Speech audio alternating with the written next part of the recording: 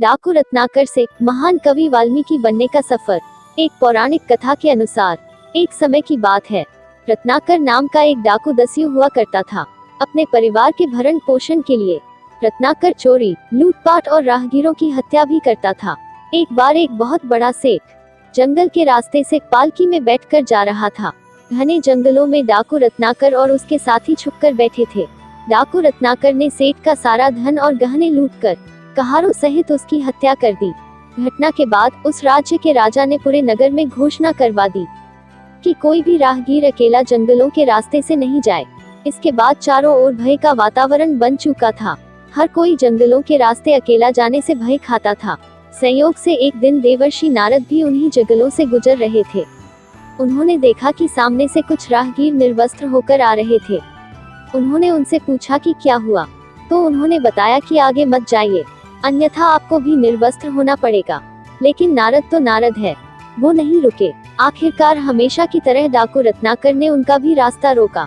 लेकिन देवर्षि नारद निर्भय होकर रत्नाकर की आंखों में आंखें डालकर खड़े थे। यह देख रत्नाकर बोला, तुझे मुझसे भय नहीं लगता ब्राह्मण? देवर्षि बोले, भय कैसा? रत्नाकर बोला, मैं डाकू रत्नाकर हूँ। देवर्षि बोले, नारायण नारायण, तो तुम ही हो वो कुख्यात डाकू जो लोगों को लूटकर उनकी हत्या कर देता है। लेकिन मैं तुमसे भयभीत नहीं हूँ, मैं निर्भय हूँ। रत्नाकर बड़े गर्व से बोला, क्या तुझे मरने से डर नहीं लगता ब्राह्मण? देवर्षि बोले, मरने से क्या डरना रत्नाकर, एक दिन हर कोई मरने वाला है। लेकिन क्या तुम निर्भय हो? रत्नाकर बोला, हाँ, मैं भी निर्भय हूँ, मुझे किसी का डर नहीं। हंसते हुए देवर्षि बोले, तो फिर यहाँ जंगल में छिपकर क्यों रहते हो? पाप से डरते हो, राजा से डरते हो, या प्रजा से डरते हो? तैश में आकर रत्नाकर बोला, मैं पापी नहीं हूँ और ना ही राजा से डरता हूँ, न ही प्रजा से। देवर्षि बोले, तो फिर जंगलों में क्यों रहते हो? रत्नाकर बोला, मैं सैनिक था, लेकिन मुझ पर झूठा इल्जाम लगाकर राजद्रोह में देश निकाला दे दिया, केवल इसलिए कि मैंने कुछ गलत लोगों का साथ नहीं दिया। ये समाज अपराध को भूल जाता है और अपराधी को कभी क्षमा नहीं करता, इसलिए अब मैं इस समाज से अपना प्रतिशोध ले रहा हूँ। मुस्कुराते हुए देवर्षि बोले, निस्संदेह तुम्हारे साथ गलत हुआ है, लेकिन तुम जो कर रहे हो, क्या वो सही है? क्या तुम्हारे इस पाप में तुम्हारा परिवार भागीदार होगा? रत्नाकर बोला, यदि मैं पाप भी करता हूँ तो भी मेरे पाप की कमाई ही मेरा परिवार खाता है, इसलिए वो मेरे पाप में भागीदार अवश्य होंगे। और ये उपदेश बहुत हो गए ब्राह्मण, अब मरने के लिए तैयार हो जा। देवर्षि हंसते हुए बोले, मैं मरने के लिए तैयार हूँ, लेकिन पहले ये बताओ कि क्या तुमने कभी अपने परिवार से पूछा है कि वो तुम्हारे पाप में भागीदार होंगे या नहीं? यदि तुमने नहीं पूछा है तो तुम व्यर्थ ही उनके लिए लोगों की हत्या करके अकेले इस जघन्य अपराध के भागीदार बन रहे हो। देवर्षि की बात सुनकर रत्नाकर विचलित हो गया।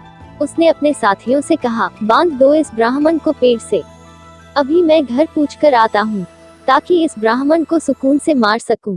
देवर्षि हंसने लगे और रत्नाकर तुरंत अपने घर की ओर दौड़ा। रत्नाकर ने घर जाकर अपनी पत्नी से पूछा, मैं जो कर रहा हूँ क्या वो पाप है? पत्नी बोली, चोरी, लूटपाट और हत्या करना तो हमेशा से पाप है स्वामी। पत्नी की यह बात सुनकर रत्नाकर थोड़ा विचलित हो गया। उसने दूसरी बार पूछा, यदि यह पाप है तो क्या तुम मेरे इस पाप में भागीदार हो? पत्नी विनम्रता से बोली, आप मेरे पति हैं, आपके सुख दुख में आपका साथ देना मेरा कर्तव्य है, लेकिन आपके पाप में भागीदार होना नहीं। ये आपका कर्तव्य है कि आप हमारा पालन पोषण करें। पत्नी की यह बात सुनकर रत्नाकर अपने पिता के पास गया। उन्होंने भी यही जवाब दिया कि बेटा, ये तेरी कमाई है, इसे हम कैसे बांट सकते हैं? यह सुनकर रत्नाकर के पैरों तले से जमीन खिसक गई। वह सीधा घर से निकला और जंगल की ओर चल दिया।